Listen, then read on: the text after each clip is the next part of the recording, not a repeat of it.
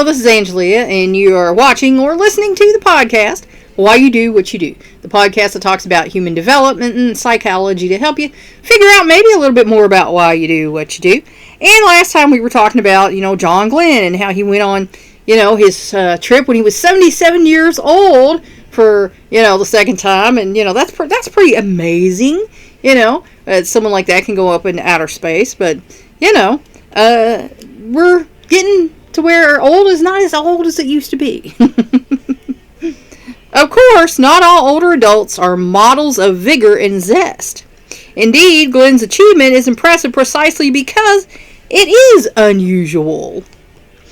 Older adults vary greatly in health, education, income, occupation, and living arrangements. Again, because it just depends on, how healthy you are when you start getting old. Like people of all ages, they are individuals with differing needs, desires, abilities, lifestyles, and cultural backgrounds. So, again, all of us are different. Each of us are unique. So, what's right for one might not be right for next. And this case is different from that one. We look at the increasing length and quality of life in late adulthood and at theories and research on causes of biological aging. We examine physical changes and health. We then turn to cognitive development, changes in intelligence and memory, which, as we know, changes as we get older, the emergence of wisdom, and the prevalence of continuing education in late life.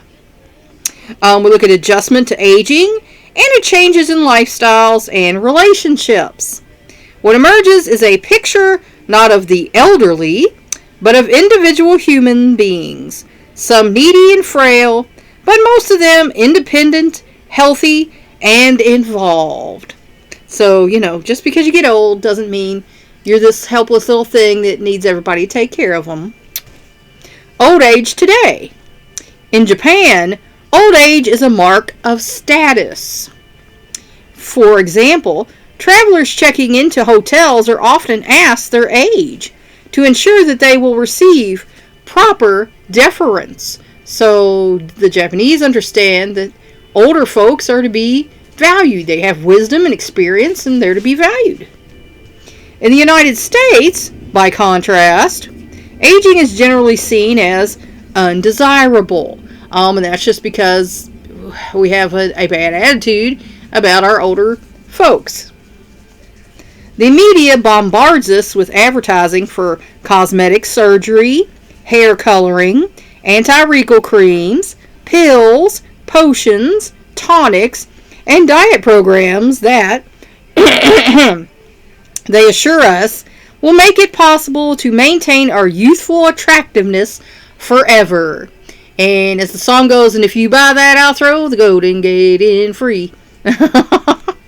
Today, efforts to combat ageism, prejudice, or discrimination, usually against older persons, based on age, are making headway thanks to the growing visibility of active, healthy older adults such as John Glenn. Now, I've had reverse ageism from that. I had an older person that assumed I didn't know anything because I was younger than them and I couldn't possibly know more than them, so that I couldn't possibly help them because they were older and they didn't trust me. They wanted somebody, it's like, okay, whatever. That tells me right there you have a problem, with people who are younger than you. So, yeah, you're right. I can't teach you anything. I can't help you because you're an ageist. Articles with such titles as Achievers After the Age of 90 appear in newspapers and magazines. So, it's becoming more in vogue to be a older adult that's healthy and functional.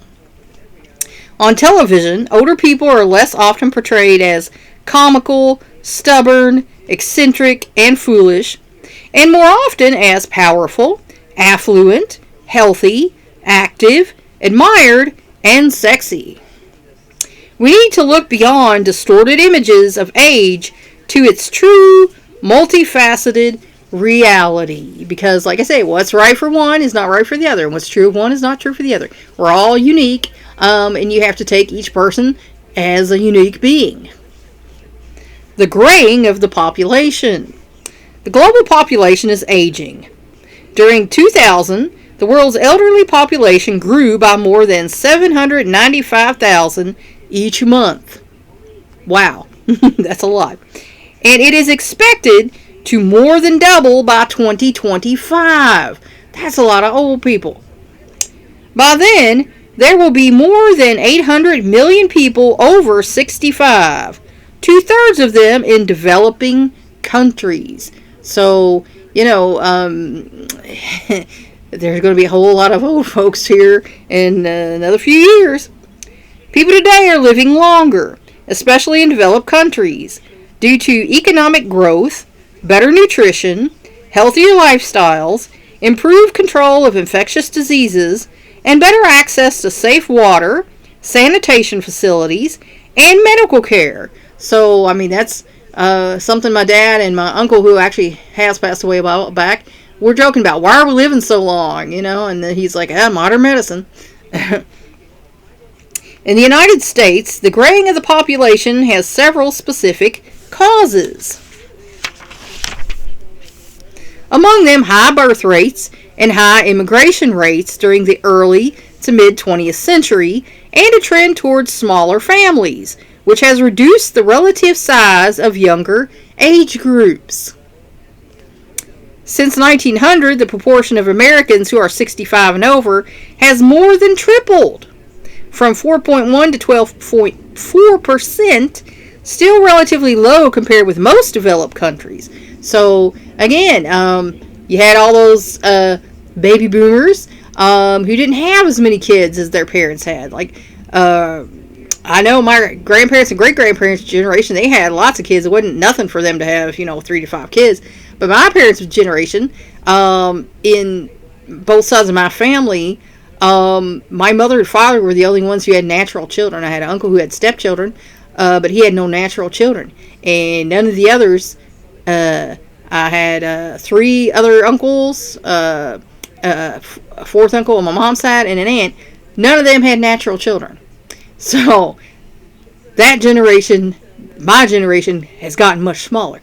And then out of people I know, of cousins I have that are my age, I had one cousin on one side of the family who had 2 kids, another cousin on one side of the family who had 3 kids, and one had 1, and then on my dad's side of the family, they were Catholic, so they had some kids, but so my children's generation has gotten even smaller.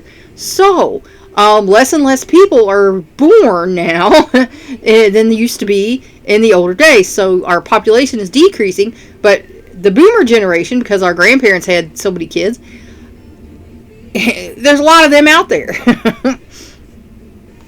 By 2030, fully 20% of Americans are likely to be 65 and over. So, that's 20% of a population that's anything is a big amount. Ethnic diversity among older adults is increasing. In 2000, 16.4% of older Americans were members of minority groups. By 2030, more than 25% will be. So that's a full 1/4 of the population. That is a big percentage for anything. Because, anything, usually they consider anything more than 10 a big percentage. The aged population itself is aging. Its fastest growing segment in the United States and worldwide consists of people in their 80s and older. The boomer generation. In 2000, this age group constituted 17% of the world's elderly.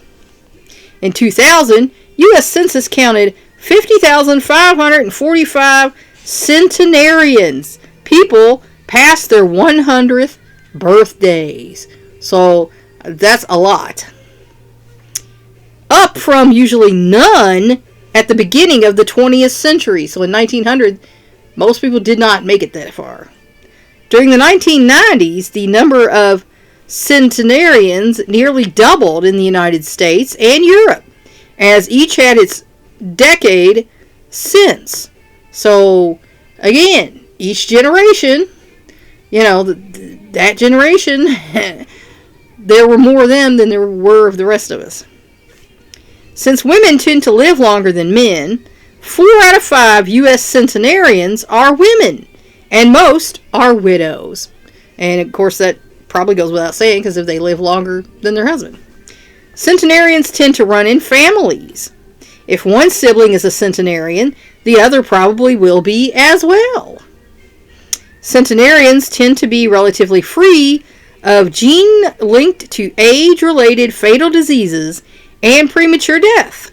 So, it could be genetic. A gene on chromosome 4 has been linked to exceptionally long life. And, may we all have this gene in the name of Jesus. Young old, and oldest old. The economic impact of a graying population depends on the proportion of that population which is healthy and able-bodied. And like I said, it's getting to be more and more, that we are healthy and able-bodied. Used to be, I remember my grandparents, in their 50s, they shuffling along and stuff. And, I've been doing that since my 30s, but I'm an exception on that one. I got old fast because I wasn't built for doing all the crazy things I did, physically when I was younger, all the exercising and sports and things.